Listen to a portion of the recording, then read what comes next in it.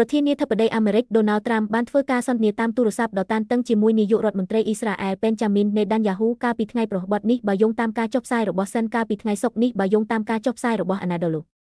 ដោយដកស្រង់ប្រភពព័ត៌មានពីសហរដ្ឋអាមេរិកនិងអ៊ីស្រាអែលដែលស្គាល់បញ្ហានេះទូរទស្សន៍សិនបានរាយការណ៍ថាការសន្ទនានេះបានកើតឡើងភ្លាមមុនពេលអ៊ីស្រាអែលប្រកាសថាខ្លួននឹងស្វែងរកការចរចាបិទឈប់បាញ់ដោយផ្ទាល់ជាមួយលីបង់ប្រភពព័ត៌មានអ៊ីស្រាអែលបានប្រាប់សិនថាណេតាន់យ៉ាហ៊ូបានយល់ថាប្រសិនបើលោកមិនបានអំពាវនាវឲ្យមានការសន្ទនាដោយផ្ទាល់ជាមួយលីបង់ទេលោកត្រាំអាចនឹងប្រកាសបិទឈប់បាញ់ការហៅទូរស័ព្ទនេះបានសម្គាល់យ៉ាងហោចណាស់ការសន្ទនាលើកទី3រវាងមេដឹកនាំទាំងពីរនៅសប្តាហ៍នេះដែលលីបង់បានលេចធ្លោ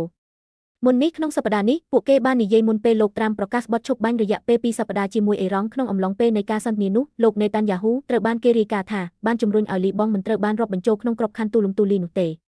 យោងតាមសិនមួយថ្ងៃក្រោយមកលោកត្រាំបានជំរុញលោកណេដានយ៉ាហ៊ូឲ្យកាត់បន្ថយការវាយប្រហាររបស់អ៊ីស្រាអែលប្រឆាំងនឹងក្រុមហេសបូឡានៅលីបង់បន្ទាប់ពីបាយការណ៍ពីអាជ្ញាធរសុខាភិបាលលីបង់ថាមនុស្ស303នាក់ត្រូវបានសម្លាប់នៅក្នុងការវាយប្រហាររបស់អ៊ីស្រាអែលការិយាល័យរបស់លោកណេតាន់យ៉ាហ៊ូបានបដិសេធរបាយការណ៍នៃការកិត្តដោយហៅការអះអាងនៃការផ្លាស់ប្ដូរតានតឹងថាជាព័ត៌មានคล้ายៗនិងពណ៌នាអំពីការសន្ទនានេះថាជាមិត្តភាពយោងតាមសិនការិយាល័យនេះបាននិយាយថាមេដឹកនាំទាំងពីរកំពុងធ្វើការសម្របសម្រួលគ្នាយ៉ាងពេញលេញនិងដោយការគោរពគ្នាទៅវិញទៅមកលោក Marco Rubio បានលើកឡើងពីក្តីបារម្ភបន្ទាប់ពីសម្ព័ន្ធមិត្ត NATO បានរឹតបន្តឹងការប្រើប្រាស់មូលដ្ឋានទ័ពអឺរ៉ុបរបស់សហរដ្ឋអាមេរិកសម្រាប់ប្រតិបត្តិការដែលជាប់ទាក់ទងនឹងភាពតានតឹងជាមួយអ៊ីរ៉ង់ដោយបានបង្ហាញពីចំនួនលើការចូលប្រើប្រាស់យោធានិងកាត់ផ្តាច់សម្ព័ន្ធមិត្ត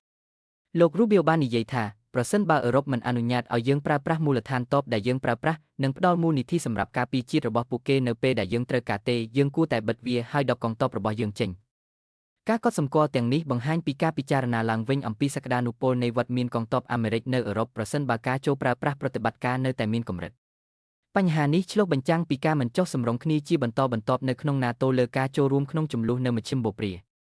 ការឆ្លើយតបមានភាពចម្រុះដោយមន្ត្រីមួយចំនួនគាំទ្រការវិតម្លៃឡើងវិញខណៈពេលដែលអ្នកផ្សេងទៀតព្រមានអំពីភាពតានតឹងនៃសម្ព័ន្ធមិត្ត